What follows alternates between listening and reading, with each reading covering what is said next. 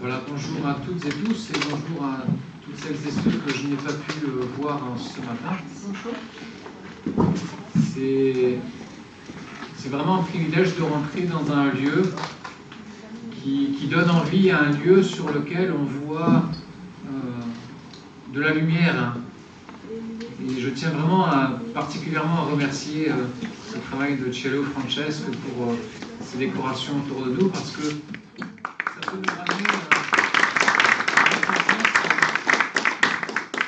ça peut nous ramener dans notre enfance plusieurs souvenirs, peut-être lorsque vous étiez avec vos parents et que vous empressiez absolument de décorer une maison, un appartement ou un endroit qui vous est propre. Et je trouve ça quand même remarquable parce que tout le monde... merci Cello, parce que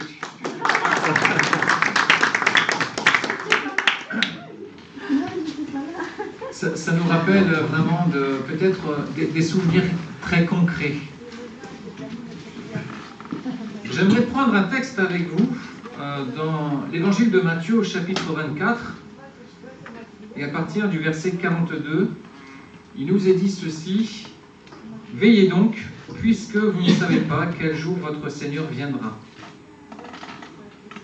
Sachez-le bien, si le maître de la maison savait à quelle heure, veille de la nuit, le voleur doit venir, il veillerait et ne laisserait pas percer sa maison.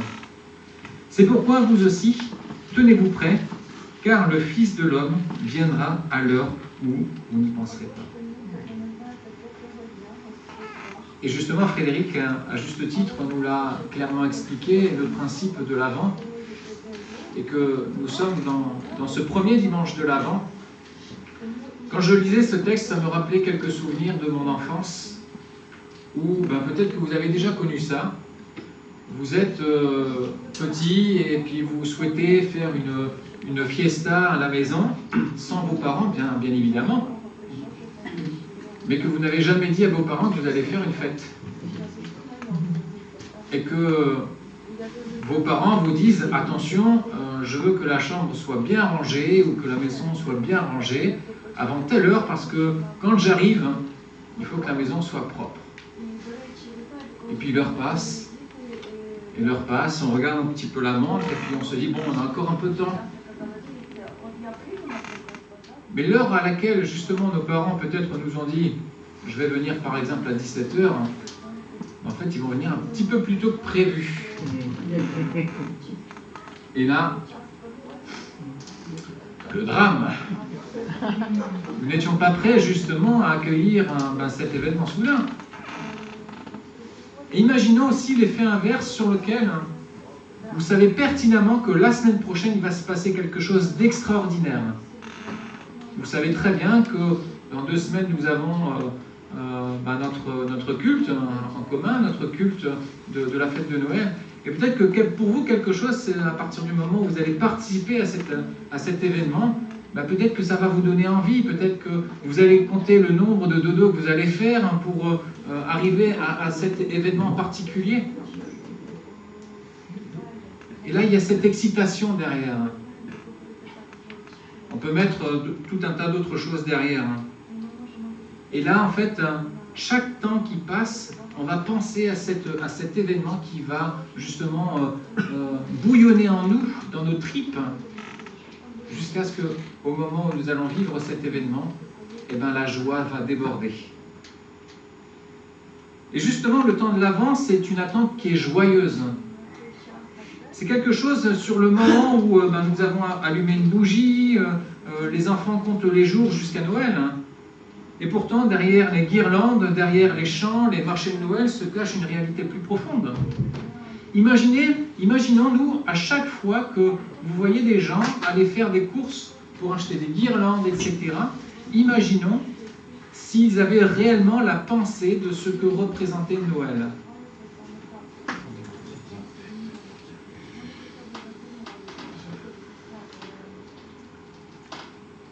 Mais pour nous, c'est une réalité qui est beaucoup plus profonde que cela.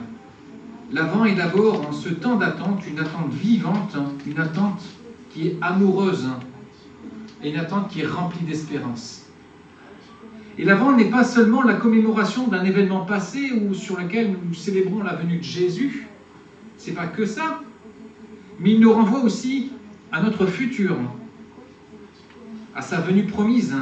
Et Jésus nous rappelle, dans ce texte que nous avons lu, de rester éveillés, car le Seigneur vient. Amen. Amen. Le Seigneur vient. Et ce n'est pas un ordre, mais c'est plutôt une invitation. Une invitation justement à rester éveillé, une invitation justement à ne pas se laisser endormir. Veiller, c'est garder le cœur attentif, disponible aux surprises de Dieu. C'est comme un couple justement qui se sont unis par les liens du mariage. Et l'un d'eux s'endort, mais quand il se réveille, il aime toujours son conjoint. Amen. Amen. Du moins, je l'espère. Et cet amour, il est toujours présent. Et si nous vivions l'Avent comme une véritable aventure, eh ben, c'est comme une marche intérieure où chaque jour compte. Imaginez une randonnée spirituelle où vous êtes justement à la fois un explorateur, vous êtes à la fois l'invité d'honneur, et vous êtes le compagnon de route de Christ. Ben, combien de choses merveilleuses vous allez pouvoir vivre en cet instant? Des éclats de lumière. Peut-être que vous allez trébucher. Vous allez vous relever. Et vous allez faire des rencontres peut-être imprévues qui vont transformer peut-être votre marche. Et chaque geste compte. Chaque geste compte. Que ça soit une prière, que ça soit un don, que ça soit une écoute, que ça soit une période de jeûne. Tout cela devient une lanterne allumée sur le sentier de l'attente. Alors comment vivre concrètement justement cette aventure? Eh bien, commençons peut-être par des toutes petites choses. Commençons peut-être à rallumer une prière du matin. Ou peut-être commençons à rallumer peut-être une prière du soir. À offrir un geste de pardon. Partager un repas. Tendre l'oreille à celui qui souffre. Allumer une bougie justement en souvenir ou en espérance. On peut se rappeler justement de toutes les fois où vous allumerez une bougie, de toutes les fois où le Seigneur a agi dans votre vie. On pourrait très bien se dire que la bougie, bon, c'est juste du matériel, c'est juste un acte symbolique. Mais cet acte symbolique qui peut nous rappeler justement cette espérance, cette attente qu'un jour nous serons tous ensemble avec lui. Et justement, tous ces souvenirs et ces espérances, nous pouvons transformer justement nos traditions en un acte qui réveille aussi notre foi. Et que chaque fenêtre, alors qui c'est qui s'est procuré justement un calendrier de l'Avent? Ouais, ok, moi aussi hein, j'en ai un. Et bien chaque fois que vous allez peut-être ouvrir cette fenêtre, peut-être penser à quelque chose. Peut-être que ça soit un acte de remerciement de Dieu, une prière de reconnaissance où le Seigneur a agi dans votre vie de manière toute particulière.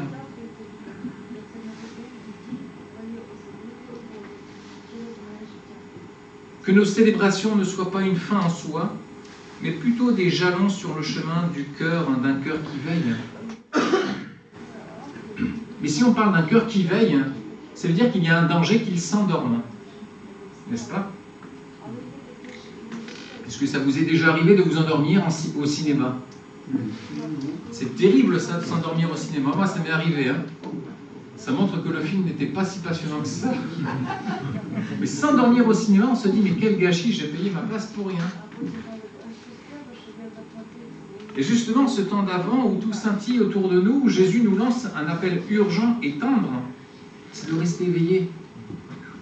Car le plus grand danger n'est pas dehors, le vrai danger c'est de s'endormir, le cœur qui s'endort.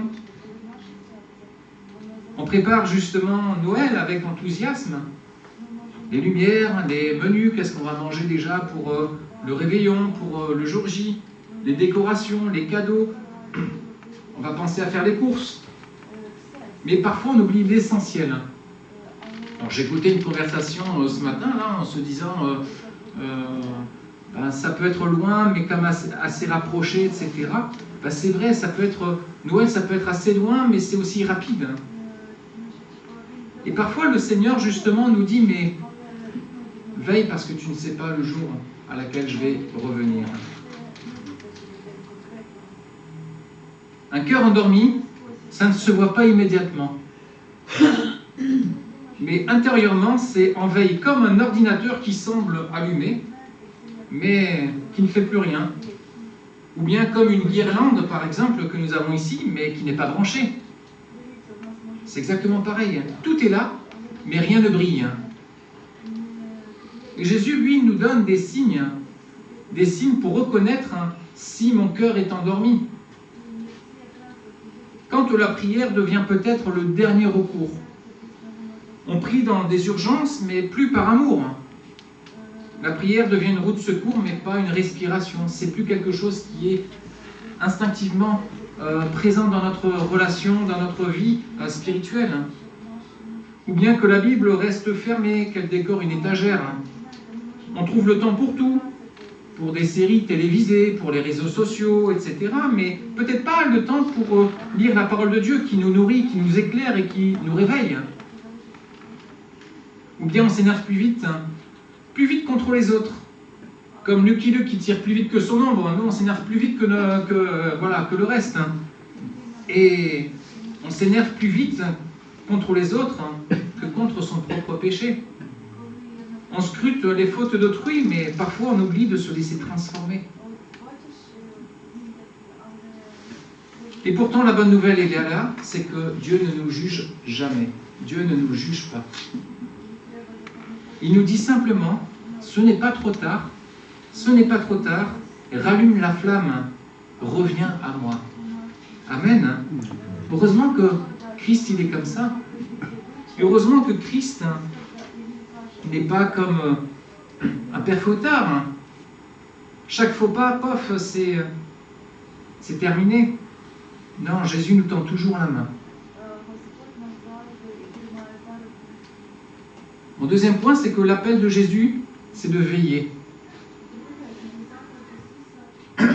Moi, j'avais peur quand même de ce verset, de ce mot de veiller.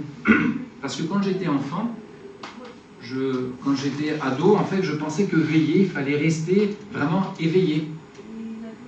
Et parfois, je passais des nuits entières parce que je me suis dit, mais s'il me voit endormi, si le Seigneur me voit en fait endormi, et bien peut-être que je ne serai pas pris.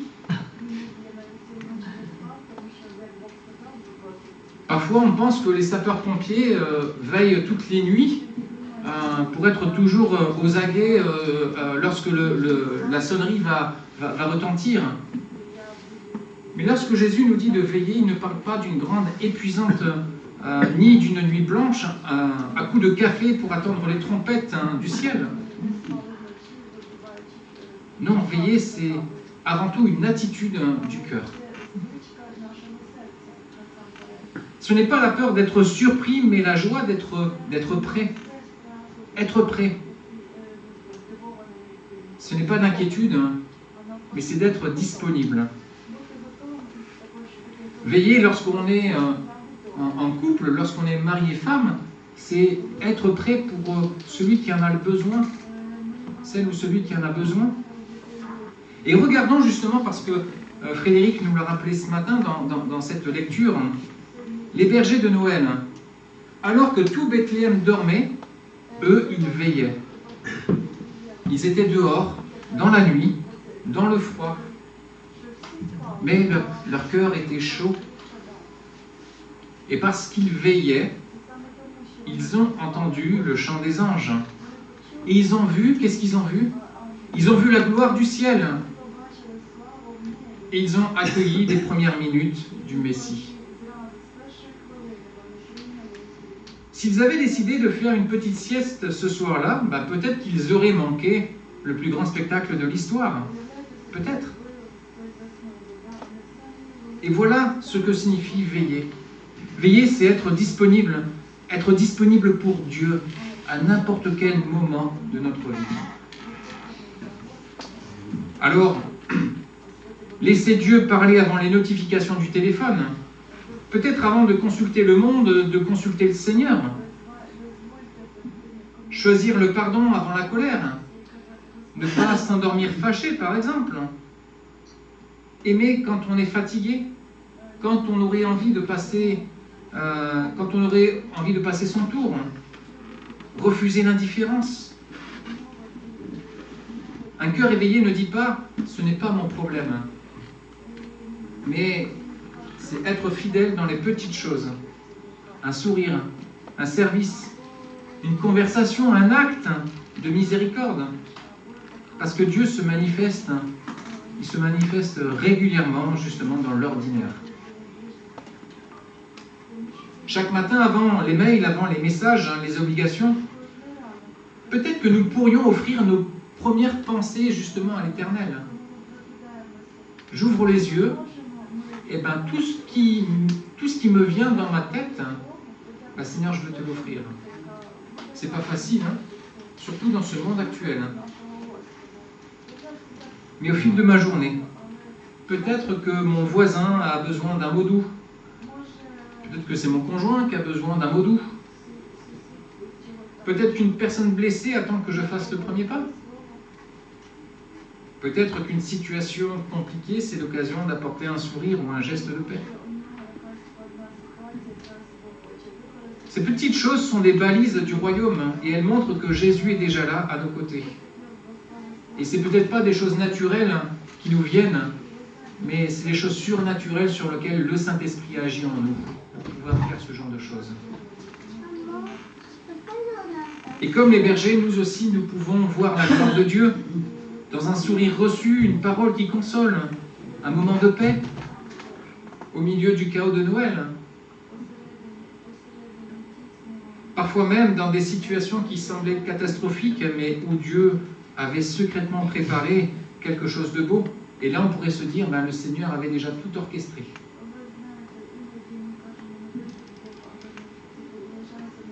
C'est lui, c'est celui qui était sur la croix, qui n'y est plus. C'est lui qui ranime celui qui est faible. C'est lui qui garde ton cœur vivant quand tu es fatigué, découragé ou distrait. C'est lui qui t'apprend à aimer chaque jour. Alors la question c'est, est-ce que tu veux veiller? Est-ce que tu veux vivre avec lui pour l'éternité? Si tu veux veiller, alors il faut lui parler. Lui parler. Si tu n'avais pas l'habitude de lui parler, alors parle-lui, même 5 minutes, parle-lui. Tu veux rester éveillé? Alors aime quelqu'un. Aime-toi déjà. Aime ton prochain. Aime quelqu'un parce que même un geste simple, un cœur qui aime, c'est un cœur qui est éveillé. Un cœur qui aime, c'est un cœur qui n'est pas endormi. Aime quelqu'un. Amen. Amen. Et enfin, mon dernier point, c'est être prêt pour accueillir le roi. C'est quoi être prêt? Être prêt, c'est tenez-vous prêt, car le Fils de l'homme viendra à l'heure où vous n'y penserez pas. Il n'est pas 17h, mes parents vont venir, j'ai ma chambre qui est rangée, donc je suis prêt. Elle peut venir quand elle veut, je suis prêt. Et avouons-le, parfois on aimerait bien connaître le jour J. Parfois on aimerait bien se dire, Seigneur, envoie-moi juste une petite notification 24 heures avant ton retour, histoire que je range un petit peu ma chambre, que je range un peu ma vie, et comme ça je serai prêt. Ce serait peut-être un peu trop facile de réagir comme ça. Mais lui, il ne veut pas que nous soyons prêts un jour par stratégie ou par panique, mais il veut que nous soyons prêts chaque jour par amour pour lui. Être prêt, ce n'est pas être parfait. Et loin de là, toutes les personnes qui ont franchi le seuil de cette porte sont loin d'être parfaites. Nous ne sommes absolument pas parfaits. Nous sommes parfaits quand le Seigneur Jésus, quand Christ, quand Dieu nous voit à travers le sang de Christ. Mais Dieu ne nous demande pas justement la perfection, il demande un cœur simplement et seulement disponible. Parfois nous disons, ben oui Seigneur, j'aimerais, je veux te servir, mais attends un tout petit peu que ma série Netflix se termine. Ou bien, pas maintenant, je ne suis pas prêt, peut-être après les fêtes, ou après les vacances. Parfois, c'est dans ces périodes-là, on va se fixer peut-être des objectifs. Allez, à partir du 1er janvier, le dernier repas, je me mettrai au sport. Combien de fois nous nous sommes fixés ce genre d'objectif et qu'au final, le 1er janvier arrive et rien ne se passe. Jésus ne cherche pas des excuses, il cherche simplement des cœurs ouverts. Être prêt, c'est vivre de manière simple, de manière fidèle, être fidèle aux yeux de Dieu. C'est répondre à l'appel du roi dans les gestes ordinaires que personne ne voit. Dire peut-être un mot gentil à celui que tout le monde évite, tout le monde rejette. Appeler un ami ou un parent avec qui on est fâché. Demander pardon quand on a blessé quelqu'un. Offrir un repas à celui qui est seul. Prier pour ses enfants, même quand on est épuisé ou déçu. Aimer sans raison, comme Jésus l'a fait lui. Et ces gestes sont pour nous justement ces jalons de lumière sur notre chemin, sur notre aventure. À la fin, peut-être que nous pourrons entendre un jour « bien et bon fidèle serviteur » ou « fidèle explorateur, entre dans la joie de ton maître. » Entre dans la joie de ton maître. Être prêt, c'est désirer ce Jésus. Pas seulement désirer un beau sapin, pas seulement désirer des décorations, pas seulement désirer un bon repas, c'est désirer justement tout ce qui représente ce Noël. Cette représentation, ce Jésus qui est venu sur cette terre. Désirer ce Jésus. Désirer la venue du roi. C'est de dire peut-être chaque matin, Seigneur, si tu veux venir aujourd'hui, je suis prêt. Et si tu tardes, alors je t'attendrai encore. Et je t'attendrai encore avec joie. Et c'est peut-être ça, des choses qui devraient nous animer chaque jour.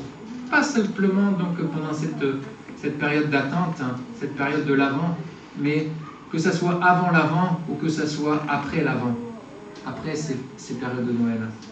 C'est Seigneur, si tu tardes encore, je t'attendrai avec joie. Amen. Alors en conclusion, je n'ai pas voulu faire long ce matin, mais cette année, pourquoi pas ne vivre l'Avent comme une aventure à part entière. Au lieu de simplement suivre un calendrier ou cocher des cases sur nos listes de Noël, ou peut-être cocher des jours, peut-être nous pourrions prendre ce temps de marcher avec Jésus, d'observer les signes sur le chemin, de savourer les petites lumières, de rire, d'aimer, de prier et de servir. Et souvenons-nous, ce n'est pas seulement l'arrivée de Noël qui compte, mais c'est le voyage. Chaque pas, chaque rencontre, chaque lumière allumée sur notre chemin. C'est ça qui compte.